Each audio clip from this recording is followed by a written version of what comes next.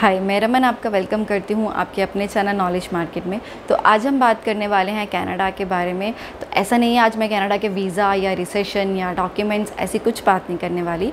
आज मैं आपको कनाडा के किसी ऐसे पर्सन की एक थोड़ी उनकी स्टोरी बताने वाली हूँ। उनकी खुद की पर्सनल स्टोरी है, वो शेयर करने वाली हूँ।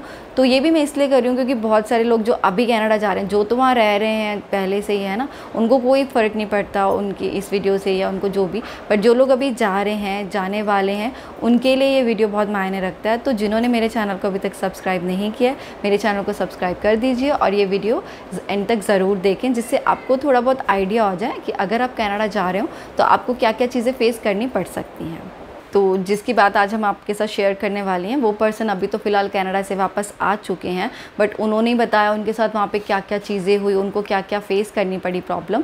तो इसीलिए आज हम आप लोगों के साथ ये वीडियो बना के वो चीज़ शेयर कर रहे हैं, ताकि आप लोग को पता चल पाए कि आप लोग को ये चीज़ें शायद फ़ेस करनी पड़ सके, राइट। तो सबसे पहले जो उन्हें प्रॉब्लम फेस करनी पड़ी जब वो इंडिया से वहाँ पर गए, उनकी जो फ़्लाइट थी वो कनेक्टिंग थी, बीच में एक थोड़ा स्टे था, like half an hour 1 hour का, 1 आवर और 2 आवर का उनका स्टे था। तो जब वो यहाँ से इंडिया से गए, उनका कनाडा के बीच में जो स्टे था, उन्होंने देखा कि वहाँ तक उनका लगेज उनके पास था। उसके बाद जब वो लोग उनकी फ़्लाइट थी कनाडा की, कनाडा पहुँच के उनको पता लगा कि उनका लगेज ही गायब हो गया। हो सकता है ये आप में से बहुत लोगों के साथ शायद हुआ हो, कनाडा क्या इनफैक्ट आप कि कहीं की भी आपकी फ़्लाइट हो सकता है कि लगेज गायब हो, है ना। तो यहाँ उनको ये पहली प्रॉब्लम फेस करनी पड़ी कनाडा पहुँचते कि भाई मेरा लगेज ही नहीं है। तो ये जब उन्होंने देखा कि मेरा लगेज नहीं है, अब उनको नहीं पता था कि वो, क्योंकि फ़र्स्ट टाइम कनाडा गए हैं ना, उन्हें नहीं पता है कि वहाँ मैं जाके क्या करूँ या कैसे बात करूँ या क्या मुझे मेल करना है। फिर भी उनकी एयरपोर्ट अथॉरिटी ने उनकी हेल्प कर दी कि आपको ऐसे ऐसे मेल करना है, ये करना है, आपका लगेज आपके एड्रेस पे पहुँचा दिया जाएगा या आपको यहीं से कलेक्ट करना पड़ेगा। वो सारी चीज़ें उन्हें संभाल ली। लेकिन फिर भी किसी भी कंट्री में जाके एकदम से आपका लगेज गायब हो, ये आपके लिए बहुत बड़ी चीज़ हो सकती है, क्योंकि आपके लगेज में हो सकता है ना बहुत कुछ हो। अब आपका जो हैंड बैग है उसमें आप क्या कैरी कर लेंगे, आपके ज़्यादा से ज़्यादा आपके डॉक्यूमेंट्स ही होंगे, आपके सर्टिफिकेट्स होंगे, दैट्स इट, या छोटी मोटी चीज़ें। बट आपका पूरा जो कपड़े हैं, आप जो भी चीज़ें लेके गए हैं, इन पे हो सकता है आपकी बुक्स वगैरह भी हों, वो सब भी चीज़ें उसमें वो लोग गायब हो जाता है वहाँ से। तो उसके बाद जब वहाँ वो पहुँच के, चलो जी एयरपोर्ट वाला उनका काम ख़त्म हो गया, वो आ गए अपना वहाँ पे। वहाँ उन्होंने क्या प्रॉब्लम देखी, उनकी ये खुद की प्रॉब्लम थी। क्यों? क्योंकि वो यहाँ से अपना रहने का इंतज़ाम ही नहीं करके गए थे। आप कनाडा जा रहे हो, आपको पता है, एटलीस्ट मैं ये नहीं कहती आप मेरी वीडियोस देखिए कुछ सीखो, बहुत सारे लोग वीडियोस बनाते हैं, बहुत सारे लोग बोलते हैं ना कि आप अगर कनाडा जा रहे हो आपको रहने का अरेंजमेंट पहले से करना पड़ेगा, बट उन्होंने ऐसा नहीं किया। तो वहाँ जाके उनको एकदम से अब जाओगे, आपको क्या, उन्होंने एयरबीएनबी में 10 से 15 दिन के लिए एक वहाँ पे रूम रेंट पे ले लिया कि 10 से 15 दिन मैं वहाँ रह लूँगा। तो जब हमने उनसे पहले ये चीज़ भी पूछी कि आप कनाडा गए थे तो आपने क्यों नहीं ट्राई किया ना पहले से, तो उन्होंने हमें बताया कि उनको वहाँ पे पहले उन्होंने इतना ट्राई किया, उन्हें वहाँ पे जगह ही नहीं मिली। इनफैक्ट उनका जो फ्रेंड वहाँ कनाडा में था, उन्होंने भी ट्राई किया, उन्हें नहीं मिली। अब क्यों, ये हम आपको बताते हैं कि जो पॉइंट है वो है अकोमोडेशन। अगर आप वहाँ जा रहे हैं, आपको वहाँ रहने की जगह क्यों नहीं मिली।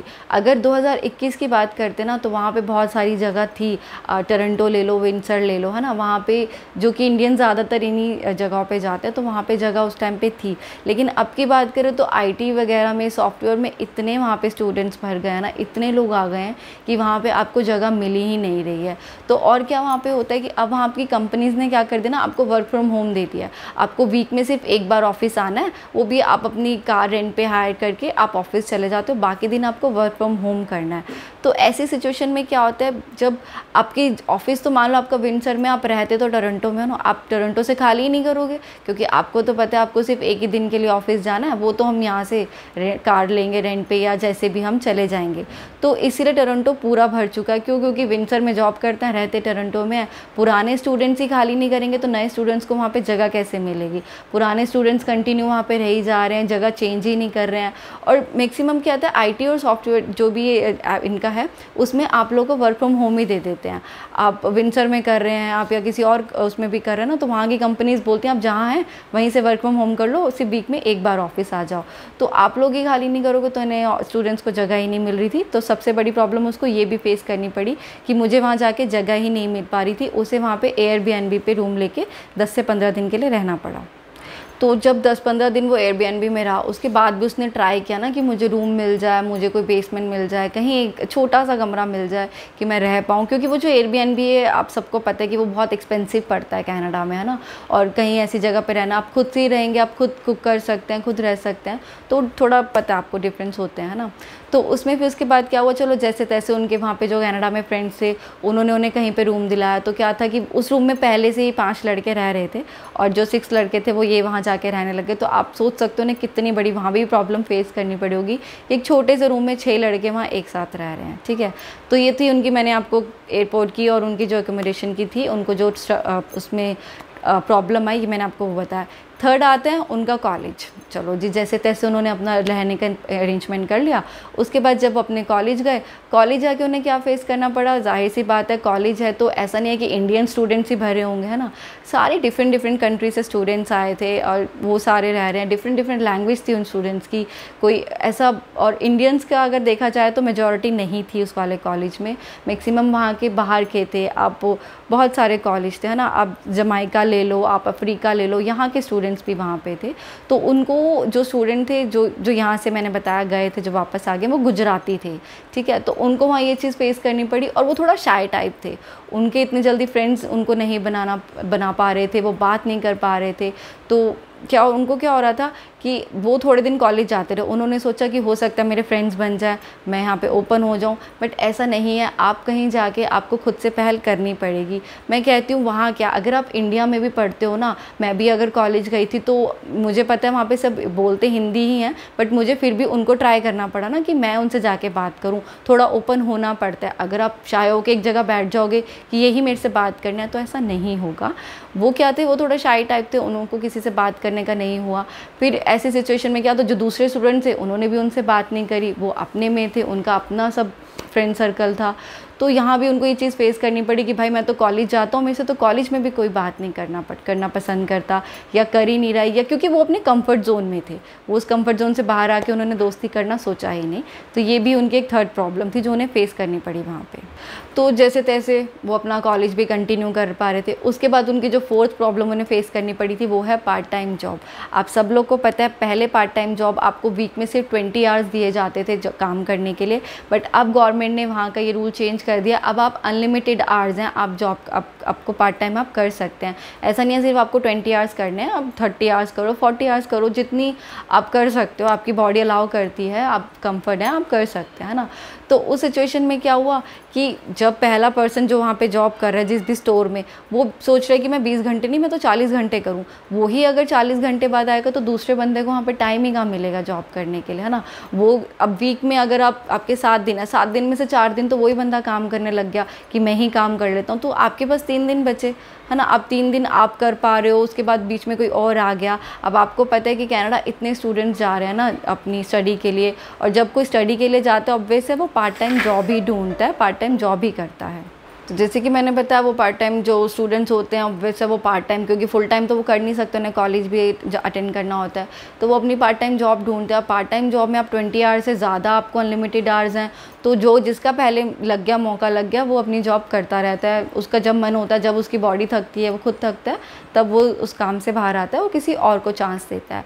और ऑनर्स भी क्या करते हैं, वो सोचते हैं कि जब 3 बंदे मेरा स्टोर चला पा रहे हैं तो मैं चौथा हायर ही क्यों करूँ, मैं इन 3 ही पर्सन को बोल देता हूँ कि मेरा पूरा स्टोर चला लो, है ना। और अगर हम वहीं फैक्ट्री की बात करें, जो वहाँ पे फैक्ट्रीज़ हैं, मैन्युफैक्चरिंग फैक्ट्रीज़ हो गया, जो भी वहाँ की अगर हम बात करें, तो वहाँ क्या होता है, वो बोलते हैं कि भाई मेरा जो 1 साल पुराना एम्प्लॉयर है जो अभी तक कंटिन्यू काम कर रहा है, मैं उसको आगे चांस दूंगा, है ना।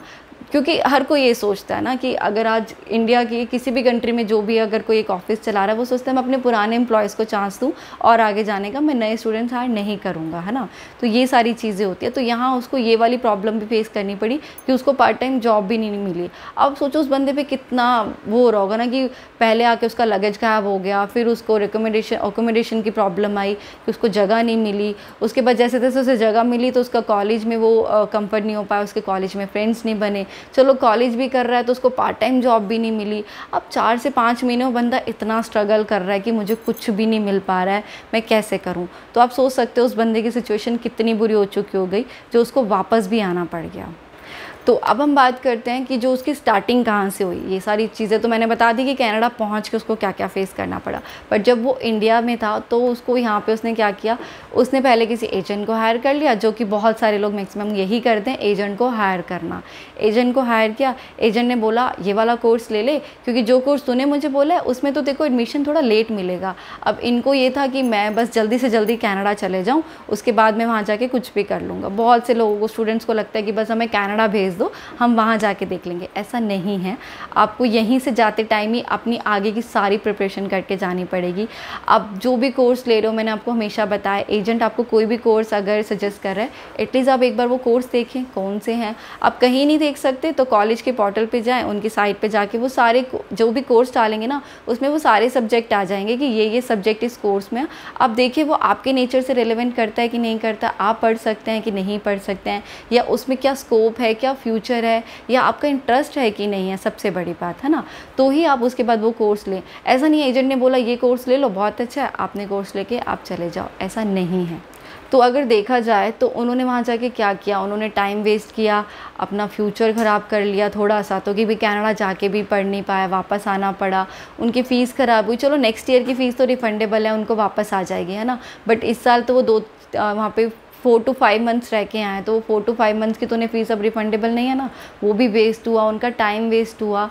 तो मतलब मैं ये कह रही हूँ कि इतनी सारी चीज़ें आपको फेस करनी ही नहीं पड़ेंगी अगर आप पहले से ही हर चीज़ के लिए प्रिपेयर होके जाएं कि भाई मुझे फ्रेंड्स बनाने हैं कॉलेज में, उनके साथ ग्रुप स्टडीज़ करनी है, या मुझे पढ़ना है। मैं ऐसा नहीं कहूँगी आप कोई ऐसे फ्रेंड्स बनाएं जो आपके साथ सिर्फ घूमते रहे, नहीं। आप स्टूडेंट वीज़ा पे जा रहे हैं, अपनी एजुकेशन, अपनी पढ़ाई पर ध्यान दीजिए, तभी आपका फ्यूचर वहाँ पर सिक्योर है, बनेगा, है ना। तो ये चीज़ का आप ध्यान रखें। आप अगर रहने की जगह आप यहीं से अरेंज करके जाए, अगर आप वहाँ आपके कोई फ्रेंड है, आप उन्हें बोले कि वो आपके लिए कोई रूम वगैरह देख के रखे, या आप उनके साथ शेयरिंग कर सकते हैं, ना। ये चीज़ का भी ध्यान रखें। चलो लगेज तो एक छोटी प्रॉब्लम है, वो तो क्या करते हैं कि किसी के साथ भी हो जाता है, वो 10-15 डेज़ में वापस आ जाएगा, इसमें कोई बड़ी चीज़ नहीं थी। बट बाकी चीज़ें उनको फेस करनी पड़ी उनकी खुद की प्रॉब्लम की वजह से। अगर वो खुद थोड़ा ओपन होते, खुद थोड़ा ठीक करते।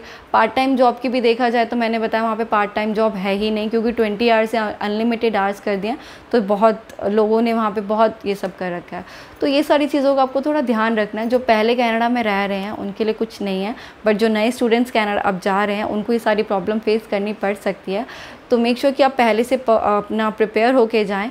हो सकता है फिर भी आपको कुछ फेस करना पड़े, बट आप ध्यान रखें कि अगर फेस करनी भी पड़ रही है 3 महीने 4 महीने, आने वाले टाइम में सब ठीक हो जाएगा, है ना। बट उस चीज़ को डर कर या सोच कर मैं नहीं कर पाऊँगा वापस आना, कोई चीज़ नहीं है। आप वहाँ रह के भी इस चीज़ का स्ट्रगल करके आगे बढ़ सकते हैं। तो आज की वीडियो में बस इतना ही। ये मैंने आप लोग के साथ, किसी ने मुझे जो स्टोरी शेयर करी, मैंने सोचा आप लोग के साथ शेयर करूं, क्योंकि बहुत लोग कनाडा जाते हैं स्टडी के लिए, तो उन्हें पता होना चाहिए वहाँ पे क्या क्या चीज़ें उन्हें फेस करनी पड़ सकती हैं। बाकी इस वीडियो से रिलेटेड आपको कोई भी इंक्वायरी होगी, कुछ पूछना होगा, तो आप मुझे मेल और कमेंट कर सकते हैं। और वीडियो अच्छी लगे तो प्लीज़ उसे लाइक, शेयर भी, कमेंट ज़रूर करें। Thank you.